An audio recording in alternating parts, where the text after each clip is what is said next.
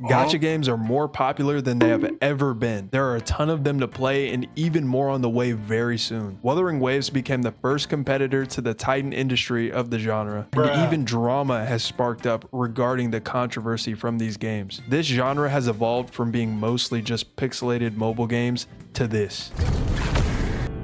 Oh no! Ricky! Help me!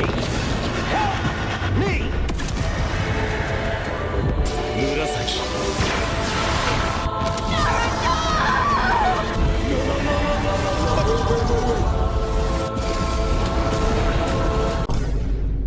So why have the actual games been so boring lately, besides Wuthering Waves most of the time? If you are enjoying yourself, then I'm happy for you, but there's probably been a moment where you've just sat down and played something and thought, you know what, this could actually be a lot better. And actually that brings me to the #1 reason why you might think that gacha games are getting stale or just straight up don't even like them. The lack of men. Where are the men? I'm tired of seeing these women every time I open my phone for these lousy ass drip marketing campaigns. I like to get a bunch of men together. Okay. Men that are the hardest of the hard. And I want to be with these men. Okay, I'm kidding. The lack of male characters doesn't really bother me that much because most of the time I'm just trying to skip a male to save up for one of the anime girls. In fact, the only male character I've ever really been interested in was Capitano and now Scar. The first issue I'm really talking about is the content cycle. Now, I'm not saying that there's anything necessarily wrong with the patch cycle, but let's say we're left with a patch that has little to no content within it, then what else is there to do? One thing I love that's been brought to light lately is the fact that the open world is a huge missed opportunity in all of these open world gachas. There is so much material to pull from in other successful open world games. Why do you think a game like Minecraft can keep people entertained even until this day? It's the wonder, or should I say the randomization. Every single Minecraft map is different, so you'll never know what you'll find. That's a little unrealistic for a gacha game, so how about something as simple as adding shiny echoes like what they have in Pokemon? The open world in gacha looks pretty, but just walking around for a while once is enough to see everything you need to see. In Wuthering Waves, if there was at least shiny echoes and a way to trade them to other players, then that would be something extremely low effort to implement in the game and generate a lot of playtime. Imagine if chests had no premium currency inside of them. Your dopamine receptors aren't going off whenever you're finding some lame ass shell credits. I get it. Sadly, most of the good gear you get for your characters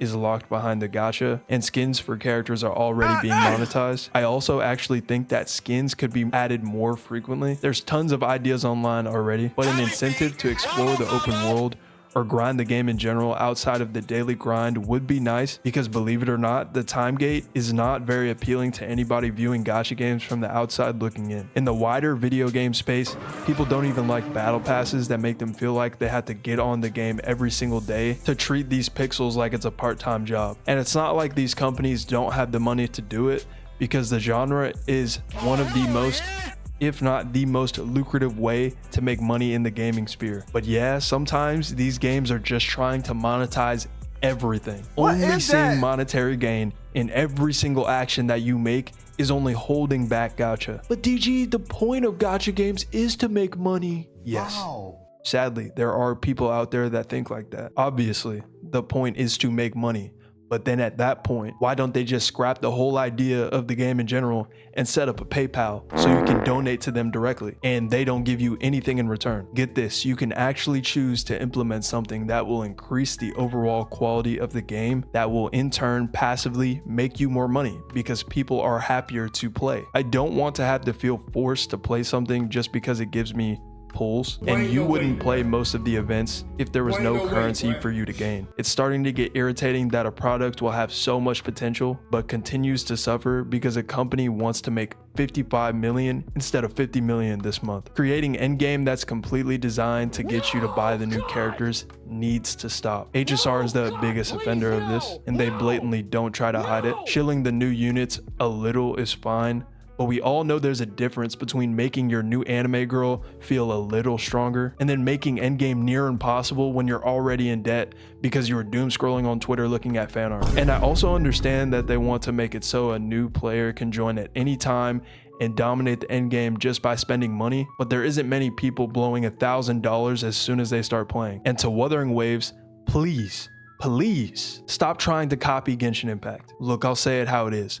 Wuthering Waves is one of the only good gacha games out right now, and for a lot of people, it's the only. If you deleted Genshin Impact and want to play another gacha, you don't want to play another version of Genshin Impact. For some reason, there is still people that are avidly in defense of this game, and it's just upsetting at this point. If you were to tell me that Wuthering Waves was trash, I could care less. But the fact that Hoyo is still getting so much defense for their blatantly obvious laziness is just hurting the genre as a whole. Stop defending this shit because you think you're in a relationship with Kokomi. Just because they are allegedly still making a lot of money does not mean that it's the best game and that you'll continue to get an influx of new players. That game is still getting carried by the loyal fan base that feel like they can't quit because of all the time and the resources that they put into that product. It shouldn't be the blueprint for these new games. There needs to be a new title that isn't scared to innovate and really separate themselves from the crowd so that we aren't playing a game like Ethereum Restart for less than 24 hours. Because the only thing different about it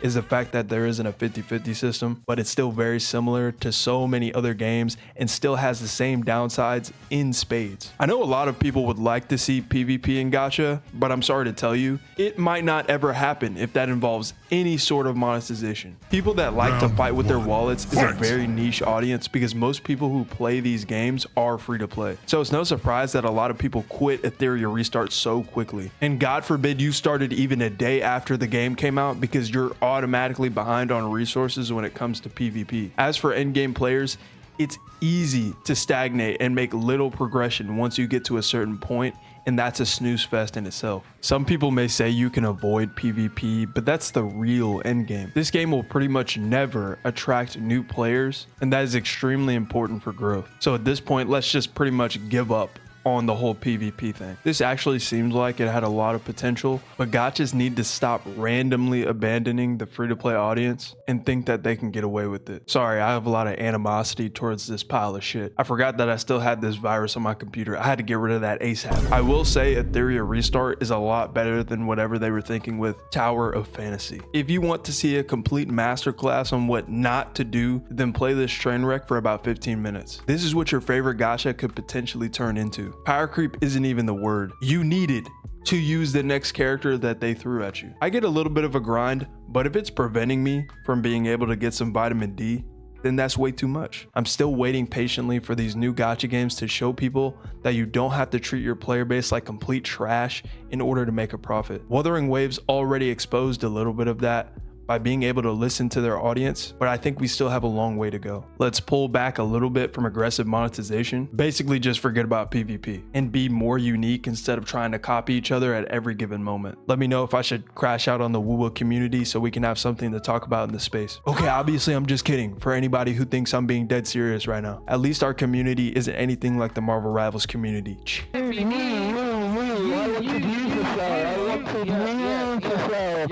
You're actually bad at the game. So you're actually bad at the game. That's what you're telling me. Bro. I think I've found another community that is 10 times worse than however bad you think gacha communities can get. Anyways, thank you for watching this far if you have. Peace.